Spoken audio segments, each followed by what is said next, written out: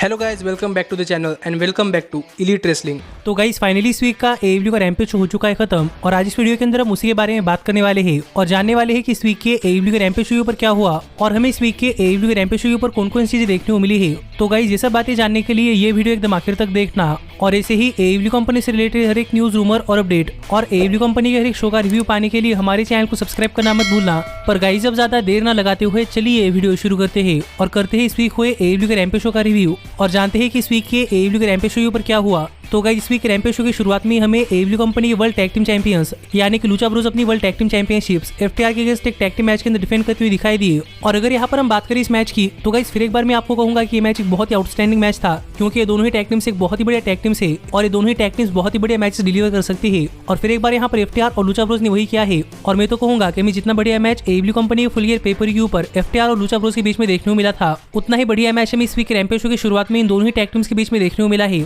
जिससे कि आप समझ सकते हैं कि ये मैच कितना बढ़िया मैच था और इस मैच के अंदर रेसलिंग भी कितनी बढ़िया थी। पर एक रियल फिनोमिनल मैच के बाद अगर यहाँ पर हम बात करें इस मैच की विनर की तो गाइस फाइनली इस मैच के आखिर में रे फिनिक्स FTR के ऊपर अपना फिनिशर लगाने के लिए जा रहे थे, जो देखकर टेली ब्लैंचेट ने यहाँ पर इंटरफेयर करने की कोशिश की पर ये देखकर इस बार रे फिनिक्स नहीं रुके बल्कि रे फिनिक्स ने टेली ब्लैंचेट के ऊपर अटैक कर दिया, जो देखकर यहाँ पर FTR काफी ज्यादा गुस्सा थी और यहाँ पर FTR किसी भी तरीके से लूचा ब्रोस के ऊपर अटैक करने के लिए जा रही थी। पर FTR के गुस्से का फायदा उठाकर यहाँ पर लूचा ब्रोस ने FTR के ऊपर अपना फिनिशर लगाया और यहाँ पर FTR को पिन कर लूचा ब्रोस ने मैच जीत लिया है, जिससे कि स्टिल है हमारे AEW world tag team champions Lucha Bros, जिन्होंने इस वीक के रैम्पेज शो की ओपनिंग के अंदर एक बहुत ही बढ़िया मैच के अंदर अपनी world tag team championship retain की। तो अब देखना पड़ेगा कि हमें आगे चलकर FTR और लूचा ब्रोस के बीच में और कुछ देखने को मिलता है या नहीं, या फिर लूचा ब्रोस की वर्ल्ड टैग टीम चैंपियनशिप्स के लिए अगले चैलेंजर्स कौन होते हैं। पर इसके बाद हमें रैम्पेज शो के ऊपर AEW कंपनी के विमेंस डिवीजन से एक 6 वुमेन टैग टीम मैच देखने को मिला, जहां पर रूबी सोहो, एना जे और टाइकोंटी मिलकर नायरा रोज, पेनेलोपी फोर्ड और बनी को फेस कर रही थी। और अगर यहाँ पर हम बात करें इस मैच की तो गाइस ये मैच भी इस वीक रैम्पेज शो के ऊपर AEW कंपनी के विमेंस डिवीजन से एक बहुत ही बढ़िया मैच था। और हम यूजुअली देखते हैं कि किसी भी मैच की शुरुआत में फेस सुपरस्टार काफी बीटिंग लेता है और आखिरकार एक हॉट टैग कर वो फेस सुपरस्टार इस मैच के अंदर अपनी टीम को जिताता है, लेकिन सरप्राइजिंगली इस मैच की शुरुआत से इस मैच के अंदर फेस टीम डोमिनेट कर रही थी और इस मैच की शुरुआत से इस मैच के अंदर हिल सुपरस्टार्स ने काफी मार खाया। पर जैसे तैसे चीटिंग कर पेनेलोपी फोर्ड ने इस मैच के अंदर अपना कमबैक कर लिया, जिसके बाद हमें इस मैच के सभी पार्टिसिपेंट्स की तरफ से बहुत ही बढ़िया मूव्स देखने को मिले हैं, जिस बीच एक टाइम के लिए इस मैच के सभी पार्टिसिपेंट्स नीचे गिरे हुए थे और यही देखकर बनी ने विकी गरेरो से नकल ले लिया और बनी ने उस नकल से एना जे के ऊपर अटैक कर दिया, जो देखकर टाइकोंटी ने गुस्से में बनी के ऊपर अटैक करना स्टार्ट कर दिया और टाइकोंटी और बनी रिंग के बाहर चली गई। पर रिंग के अंदर एना जे के ऊपर अपना फिनिशर यानी कि बीस्ट बॉम्ब लगाकर यहाँ पर एना जे को पिन कर नायरा रोज ने मैच अपनी टीम के लिए जीत लिया है, जो फिर एक बार इस वीक रैम्पेज शो के ऊपर एक बहुत ही बढ़िया मैच था। और वैसे भी मैं आपसे कहता ही हूँ कि AEW कंपनी अंदर मल्टीपर्सन मैचेस बहुत ही बढ़िया होते हैं, चाहे वो AEW कंपनी मेंस डिवीजन हो या फिर फीमेल डिवीजन से। पर इसके बाद हमें रैम्पेज शो के ऊपर टोनी शिवानी बैकस्टेज में स्टिंग का इंटरव्यू लेते हुए दिखाई दिए और यहाँ पर टोनी शिवानी स्टिंग की हिस्ट्री के बारे में बात कर ही रहे थे, लेकिन तभी यहाँ पर FTR आ गई और यहाँ पर आकर FTR ने स्टिंग और डार्बी एलिन के ऊपर अटैक करना स्टार्ट कर दिया, जिस बीच डार्बी एलिन ने भी यहाँ पर अपना कमबैक करने का सोचा। पर यहाँ पर FTR ने डार्बी एलिन को साइड में लगा दिया और FTR और टेली ब्लैंचेट ने मिलकर स्टिंग के ऊपर क्लो ब्लो लगाया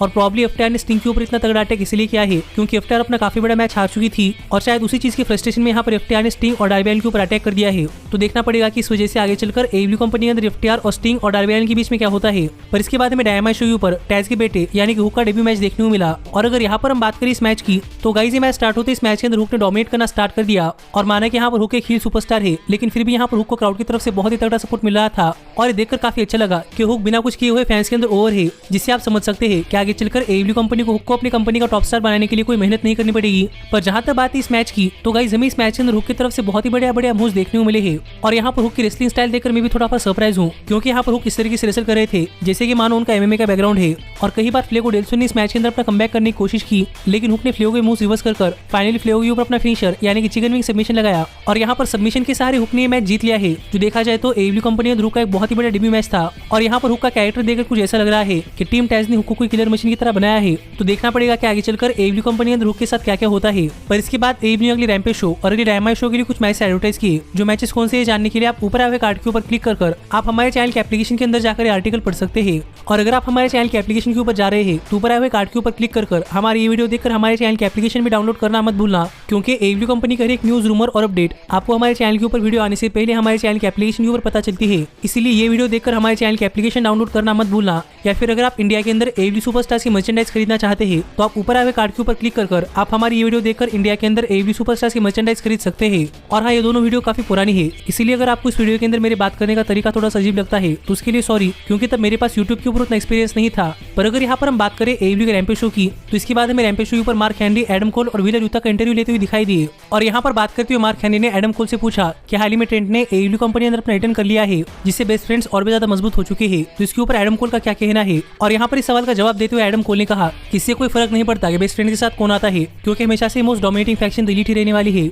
और व्हीलर यूथा को इस वीक रैम्पेज शो पर हराकर एडम कोल ये दिखाना चाहते हैं कि व्हीलर यूथा गलत आदमियों के साथ रह रहे हैं, जो बात यहाँ पर एडम कोल ने कही। पर इसका जवाब देते हुए ऑरेंज कैसिडी ने कहा कि एडम कोल को व्हीलर यूथा को लाइटली नहीं लेना चाहिए, क्योंकि व्हीलर यूथा एडम कोल को सरप्राइज कर देंगे, जो बात यहाँ पर ऑरेंज कैसिडी ने कही। जिसके बाद फाइनली टाइम हो चुका था इस वीक रैम्पेज शो के मेन इवेंट का, जहाँ पर एडम कोल व्हीलर यूथा को फेस कर रहे थे। और अगर यहाँ पर हम बात करें इस मैच की, तो गाइस इस मैच की शुरुआत से इस मैच के अंदर एडम कोल डोमिनेट कर रहे थे। और इस मैच की शुरुआत से इस मैच के अंदर एडम कोल ने व्हीलर यूथा के ऊपर काफी ब्रूटली अटैक किया और एडम कोल इसका पूरा का पूरा मजा उठा रहे थे। और यहाँ पर एडम कोल रिंग साइड पर खड़े हुए ऑरेंज कैसिडी को चिढ़ाते हुए व्हीलर यूथा के ऊपर अटैक कर रहे थे, जो देखकर ऑरेंज कैसिडी काफी गुस्सा थे। पर अगर ऑरेंज कैसिडी इस मैच के अंदर इंटरफेयर करते तो व्हीलर यूथा ये मैच हार जाते, इसलिए ऑरेंज कैसिडी चुपचाप खड़े थे। और इसी बीच finally Adam Cole Wheeler Yuta के ऊपर अपना फिनिशर पैनामा सनराइज लगाने के लिए गए। पर तब व्हीलर यूथा ने एडम कोल की मूव्स को रिवर्स करना स्टार्ट कर दिया, जैसे कि मानो यहाँ पर व्हीलर यूथा वेट कर रहे थे कि एडम कोल कब अपना फिनिशर लगाने के लिए जाते हैं और कब व्हीलर यूथा एडम कोल की मूव्स रिवर्स करते हैं। और इसके बाद हमें व्हीलर यूथा की तरफ से इस मैच के अंदर बहुत ही बड़ा परफॉर्मेंस देखने को मिली, जिस बीच व्हीलर यूथा मैच जीतने काफी करीबी पहुंच चुके थे। पर एक टाइम के लिए व्हीलर यूथा ऑरेंज कैसिडी के ऊपर टॉप रोप से एक मूव लगाने के लिए गए, पर एडम कोल ने व्हीलर यूथा के ऊपर एक सुपर प्लेस लगाई।